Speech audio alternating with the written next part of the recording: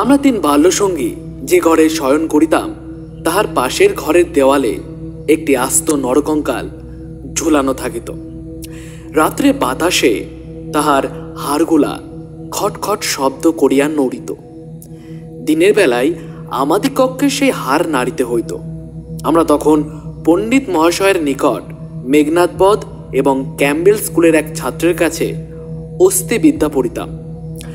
আমাদের অভিভাবকের ইচ্ছা ছিল আমাদের কক্ষে সহসা সর্ববিদ্যায় পারদর্শী করিয়া তুলিবেন।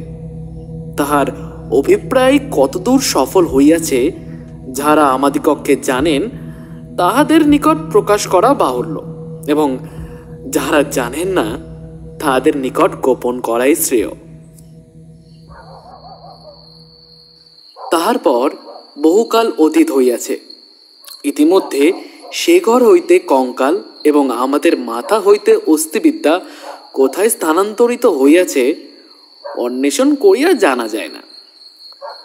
অল্পদিন হইল, একদিন রাত্রে কোনো কারণে অন্যত্র স্থানাভাব হওয়াতে আমাকে সেই ঘরে শয়ন করিতে হয়।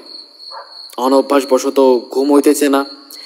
এপাশ ওপাশ করিতে করিতে গির্জার ঘড়িতে বড় বড় ঘণ্টাগুলো প্রায় সব কটা বাজিয়া গেল। এমন সময়ে ঘরের কোণে যে তেলের সেচ জ্বলিতেছিল সেটা প্রায় মিনিট 5 ধরিয়া খাইতে খাইতে একেবারে নিবিয়া গেল। ইতিপূর্বেই আমাদের বাড়িতে দু একটা দুর্ঘটনা ঘটিয়াছে, তাই এই আলো নেবা হইতে সহজে মৃত্যুর কথা মনে উদয় হইল।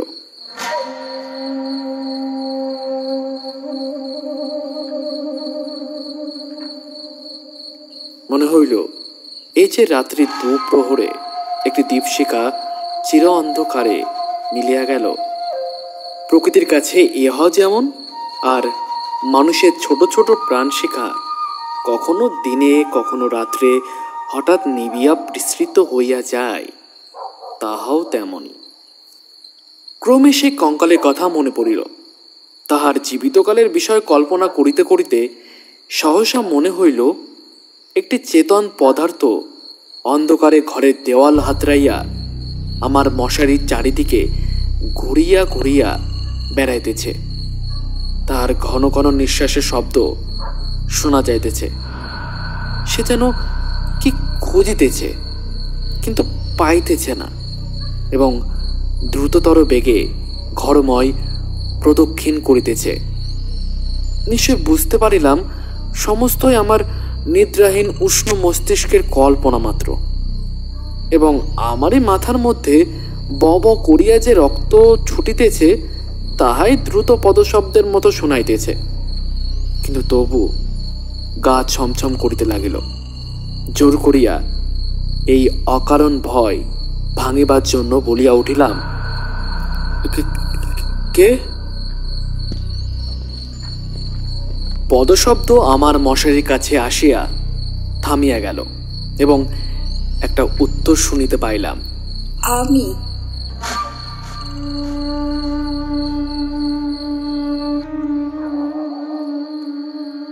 আমার সেই কঙ্কালটা কোথায় গেছে তাই খুঁজিতে আসিয়াছি।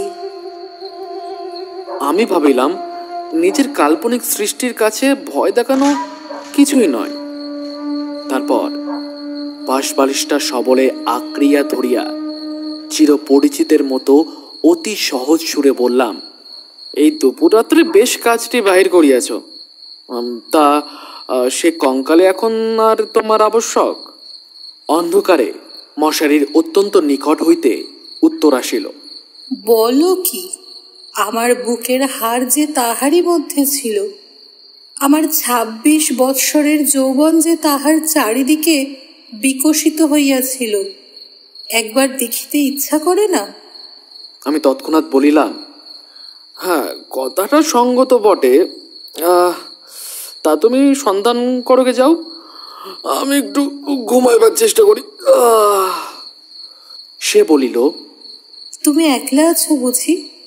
তবে একটু বসি, একটু গল্প করা যাক। 35 বৎসর পূর্বে আমিও মানুষের কাছে বসিয়া মানুষের সঙ্গে গল্প করিতাম।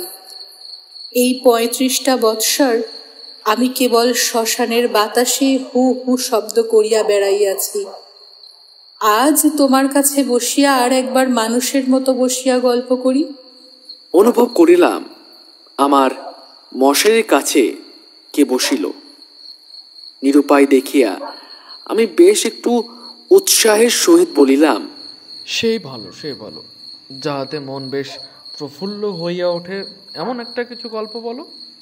সে বলিল, সবচেয়ে মজার কথা যদি শুনিতে চাও তো আমার জীবনের কথা বলি। গির্জার ঘড়িতে ঢং ঢং করিয়া 2টা বাজিল।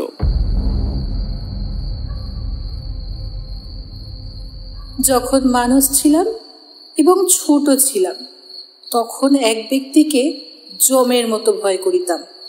তিনি আমার স্বামী। মাছকে বড়শি দিয়া ধরিলে তাহার যেমন মনে হয়, আমারও সেই রূপ মনে হইত। অর্থাৎ কোন এক সম্পূর্ণ অপরিচিত জীব যেন বড়শিতে গাঁথিয়া আমাকে আমার স্নিগ্ধ গভীর জন্ম জলাশয় হইতে টান মারিয়া ছিনিয়া লইয়া যাইতেছে। কিছুতে তাহার হাত হইতে পরিত্রাণ নাই। বিবাহের 2 মাস পরেই আমার স্বামীর মৃত্যু হইল এবং আমার আত্মীয় স্বজনেরা আমার হইয়া অনেক বিলাপ পরিতাপ করিলেন। আমার শ্বশুর অনেকগুলি লক্ষণ মিলাইয়া দেখিয়া শাশুড়িকে কহিলেন, শাস্ত্রে যাহাকে বলে বিষকন্যা, এ মেয়েটি তাই। সে কথা আমার স্পষ্ট মনে আছে। শুনিতেছ? কেমন লাগিতেছে? আমি বলিলাম, বেশ, গল্পের আরম্ভটি বেশ মজার। তবে শোনো। আনন্দে বাপের বাড়ি ফিরিয়া আসিলাম। ক্রমে বয়স বাড়িতে লাগিল। লোকে আমার কাছে লুকাইতে চেষ্টা করিত, কিন্তু আমি নিজে বেশ জানিতাম আমার মতো রূপসী এমন যেখানে সেখানে পাওয়া যায় না। তোমার কি মনে হয়? খুব সম্ভব, কিন্তু আমি তো তোমাকে কখনো দেখি নাই। দেখো নাই? কেন? আমার সেই কঙ্কাল? আমি ঠাট্টা করিতেছি। তোমার কাছে কি করিয়া প্রমাণ করিব যে সেই 2টো শূন্য চক্ষু কোটরের মধ্যে বড় বড় টানা 2টি কালো চোখ ছিল এবং রাঙা ঠোঁটের উপরে যে মৃদু হাসিটুকু মাখানো ছিল, এখনকার অনাবৃত দন্তসার বিকট হাস্যের সঙ্গে তার কোনো তুলনাই হয় না। এবং সেই কয়খানা দীর্ঘ শুষ্ক অস্থিখণ্ডের উপর এত লালিত্য, এত লাবণ্য, যৌবনের এত কঠিন কোমল নিটোল পরিপূর্ণতা প্রতিদিন প্রস্ফুটিত হইয়া উঠিতেছিল, তোমাকে তাহা বলিতে গেলে হাসি পায়, আবার রাগও ধরে।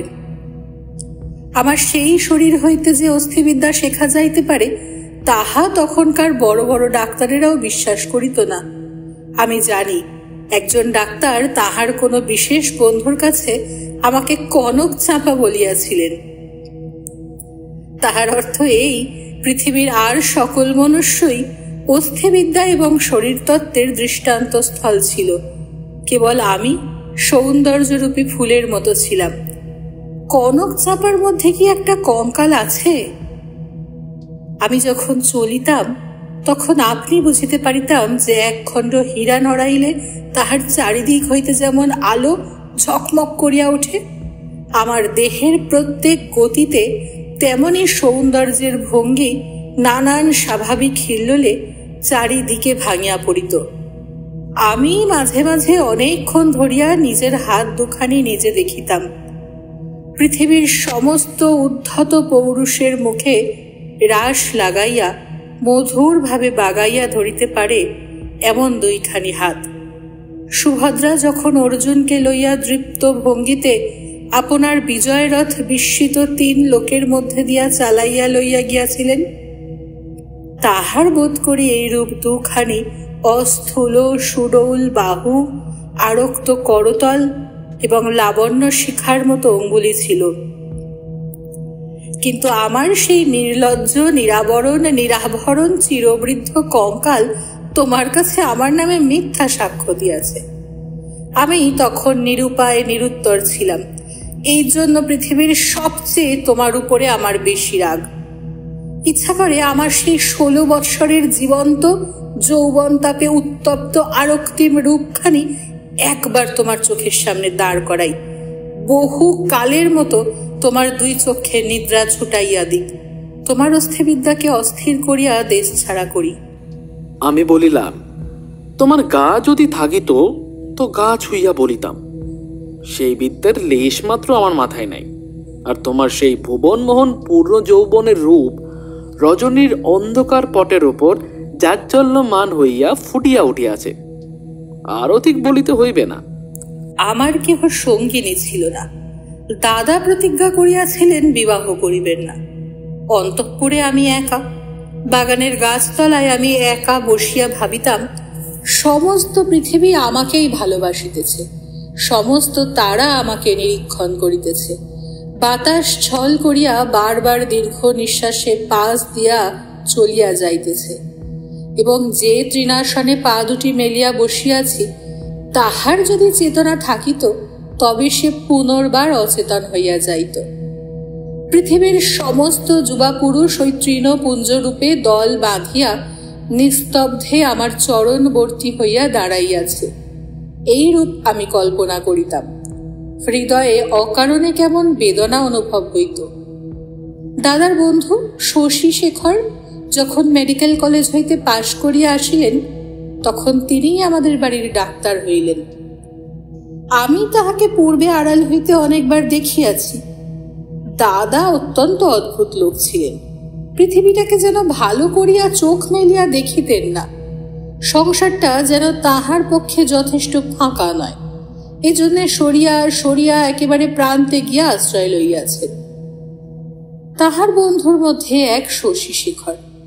এই জন্য বাহিরের যুবকদের মধ্যে আমি এই শশী শেখরকেই সর্বদা দেখিতাম, এবং যখন আমি সন্ধ্যাকালে পুষ্প তরুতলের সম্রাজ্ঞীর আসন গ্রহণ করিতাম, তখন পৃথিবীর সমস্ত পুরুষ জাতি শশী শেখরের মূর্তি ধরিয়া আমার চরণাগত হইত।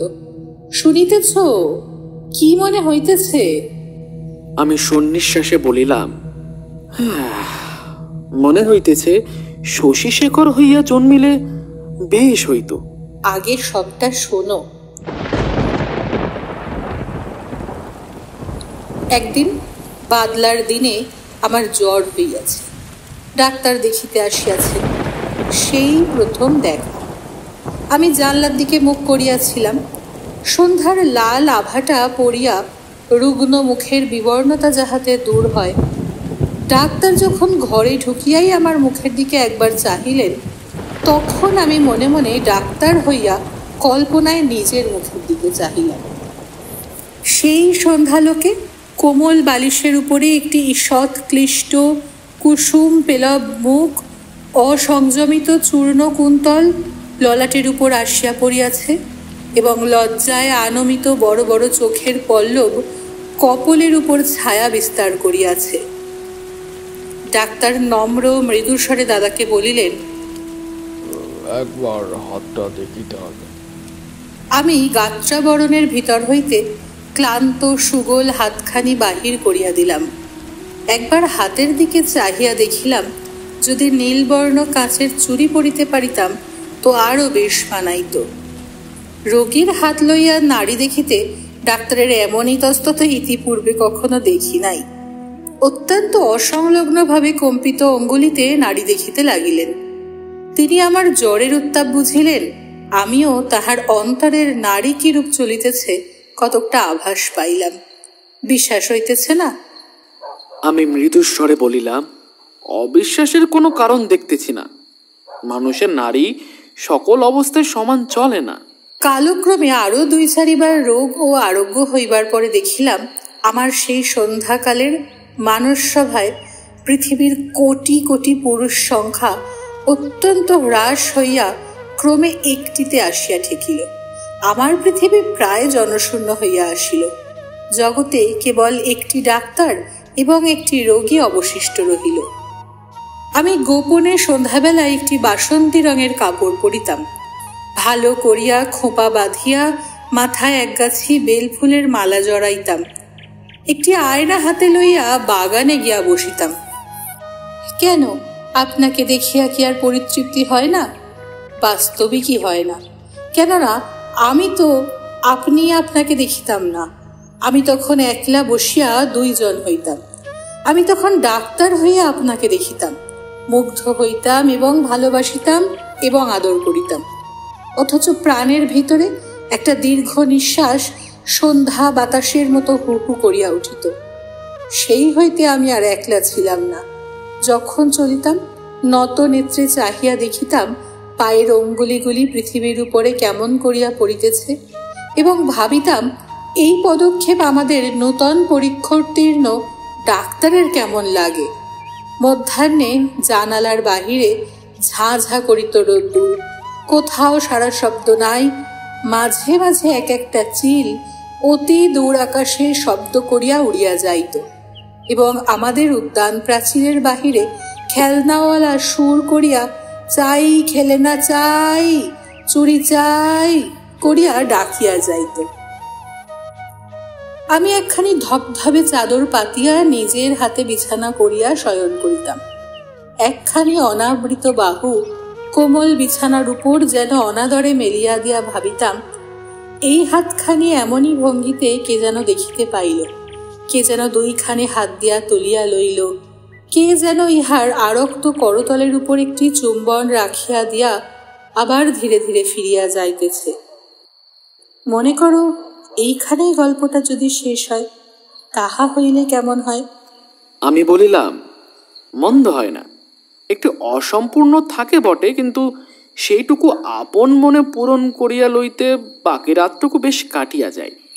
কিন্তু তাহা হইলে গল্পটা যে বড় গম্ভীর হইয়া পড়ে, ইহার উপহাসটুকু থাকে কোথায়? ইহার ভিতরকার কঙ্কালটা তাহার সমস্ত দাঁত কটি মেলিয়া দেখা দেয় কই? তারপরে শোনো, একটুখানি পসার হইতেই আমাদের বাড়ির একতলায় ডাক্তার তাহার ডাক্তারখানা খুলিলেন। তখন আমি তাহাকে মাঝে মাঝে হাসিতে হাসিতে ঔষধের কথা, বিষের কথা, কি করিলে মানুষ সহজে মরে, এই সকল কথা জিজ্ঞাসা করিতাম।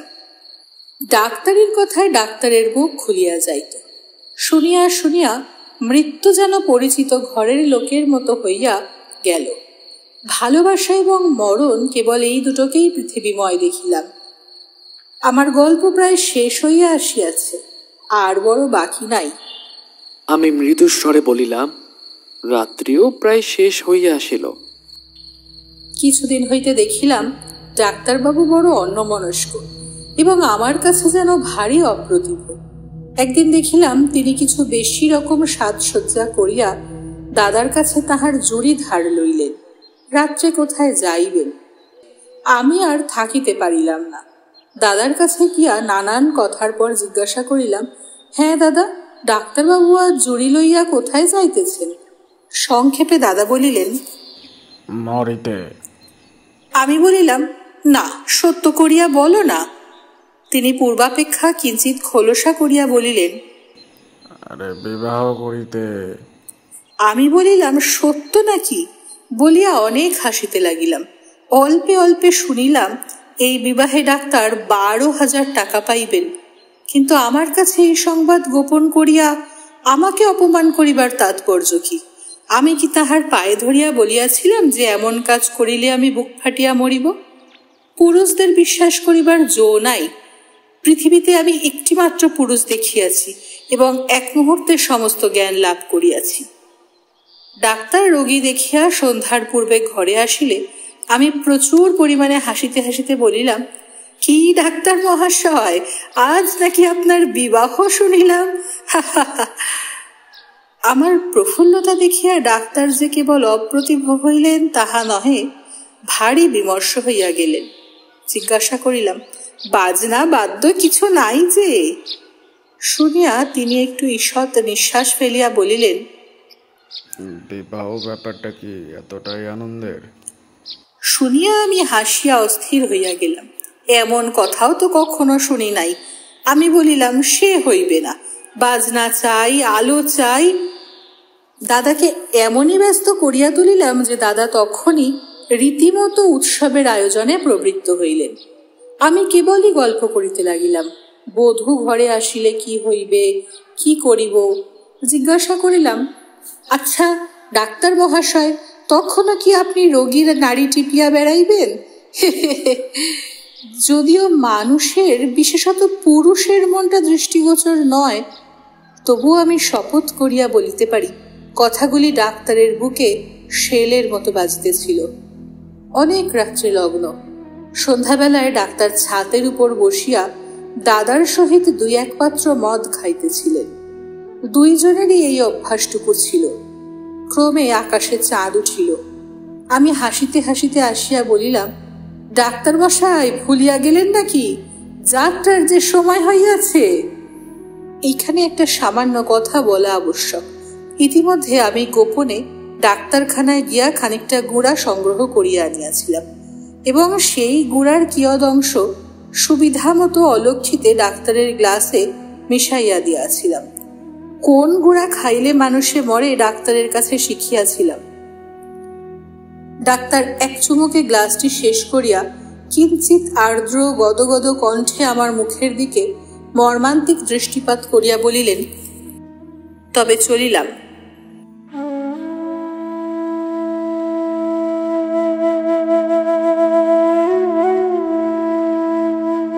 বাঁশি বাজিতে লাগিল। আমি একটি বারাণসী শাড়ি পরিলাম। যতগুলি গহনা সিন্ধুকে তোলা ছিল সবগুলি বাহির করিয়া পড়িলাম। সিঁথিতে বড় করিয়া সিঁদুর দিলাম। আমার সেই বকুলতলায় বিছানা পাতিলাম। বড় সুন্দর রাত্রি। ফুটফুটে জ্যোৎস্না সুপ্ত জগতের ক্লান্তি হরণ করিয়া দক্ষিণে বাতাস বইছে। জুঁই আর বেলফুলের গন্ধে সমস্ত বাগান আমোদ করিয়াছে। বাঁশির শব্দ যখন ক্রমে দূরে চলিয়া গেল, জ্যোৎস্না যখন অন্ধকার হইয়া আসিতে লাগিল, এই তরু পল্লব এবং আকাশ এবং আজন্মকালের ঘর দুয়ার লইয়া পৃথিবী যখন আমার চারিদিক হইতে মায়ার মতো মিলাইয়া যাইতে লাগিল, তখন আমি নেত্র নিমীলন করিয়া হাসিলাম। ইচ্ছা ছিল যখন লোকে আসিয়া আমাকে দেখিবে, তখন এই হাসিটুকু যেন রঙিন নেশার মতো আমার ঠোঁটের কাছে লাগিয়া থাকে। ইচ্ছা ছিল যখন আমার অনন্ত রাত্রির বাসর ঘরে ধীরে ধীরে প্রবেশ করিব, তখন এই হাসিটুকু এখান হইতেই মুখে করিয়া লইয়া যাইব। কোথায় বাসর ঘর? আমার সে বিবাহের বেশ কোথায়? নিজের ভিতর হইতে একটা খটখট শব্দে জাগিয়া দেখিলাম আমাকে লইয়া 3টি বালক অস্থিবিদ্যা শিখিতেছে। বুকের যেখানে সুখ দুঃখ ধুক ধুক করিত এবং যৌবনের পাপড়ি প্রতিদিন একটি একটি করিয়া প্রস্ফুটিত হইত, সেইখানে বেত্র নির্দেশ করিয়া কোন অস্থির কি নাম মাস্টার শিখাইতেছে। আর সেই যে অন্তিম হাসিটুকু ওষ্ঠের কাছে ফুটাইয়া তুলিয়াছিলাম, তাহার কোনো চিহ্ন দেখিতে পাইয়াছিল কি? গল্পটা কেমন লাগিল?